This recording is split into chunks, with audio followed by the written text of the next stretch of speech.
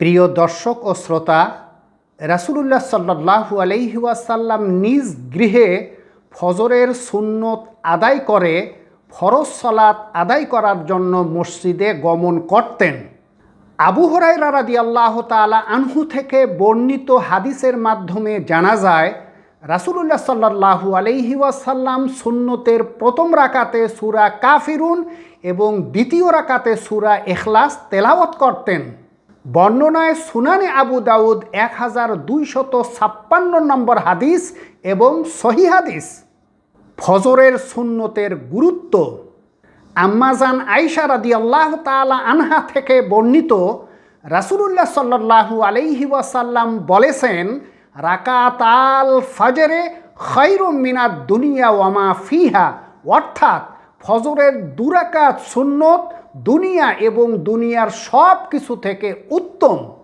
বর্ণনায় সহিহ মুসলিম 725 নম্বর হাদিস এবং সুনানে তিরমিজি 416 নম্বর হাদিস এবং সহিহ হাদিস।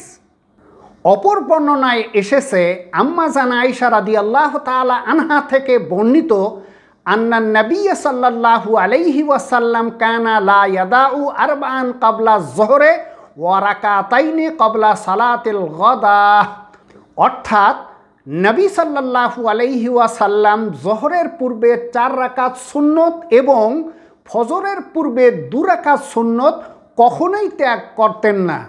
বর্ণনায় সুনানে আবু দাউদ 1253 নম্বর হাদিস এবং সহিহ হাদিস। সুন্নত আদায় করার ভ্রান্ত নিয়ম।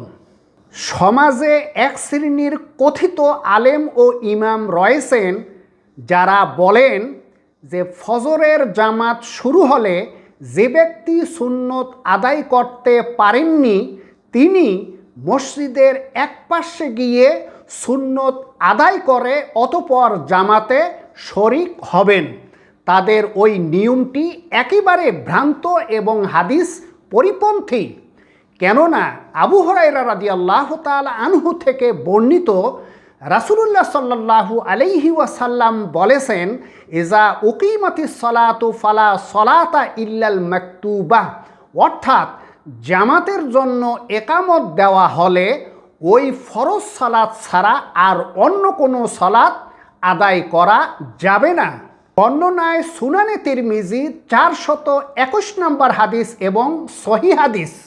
এই বিশুদ্ধ হাদিসের পরেও ওই কথিত আলেমগণ তাদের মতের সপক্ষে রাসূলুল্লাহ সাল্লাল্লাহু আলাইহি ওয়াসাল্লামের হাদিসটি দলিল হিসাবে পেশ করেন।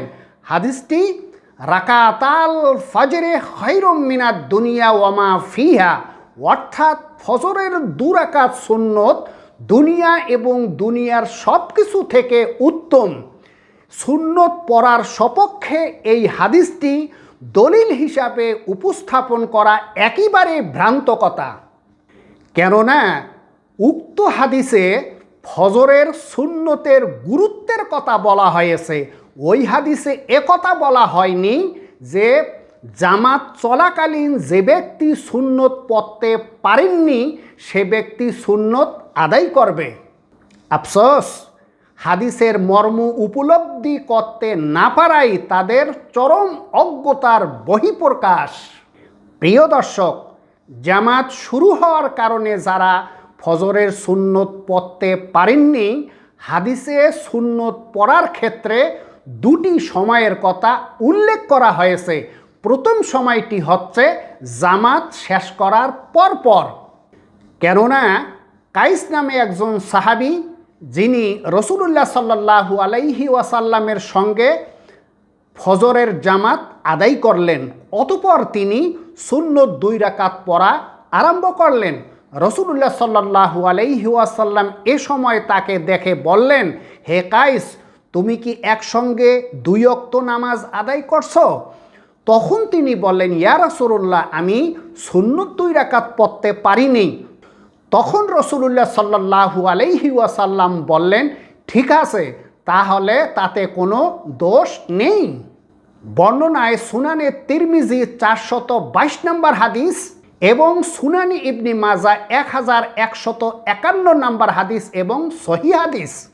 দ্বিতীয় সময়টি হচ্ছে সূর্য উদয়ের পর, কেননা আবু হুরায়রা রাদিয়াল্লাহু তাআলা আনহু থেকে বর্ণিত রাসূলুল্লাহ সাল্লাল্লাহু আলাইহি ওয়াসাল্লাম বলেছেন, মাল্লাম ইউসাল্লি রাকাতাইল ফজরে ফাল ইউসাল্লিহিমা বাদা মা তাতলুউশ শামস।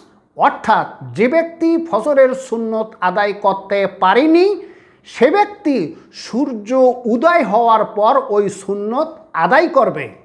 বর্ণনায় সুনানে তিরমিজি 423 নম্বর হাদিস এবং সহিহ হাদিস। তবে দুটি সময়ের মধ্যে প্রথম সময়টি সুন্নত আদায় করার উত্তম সময়।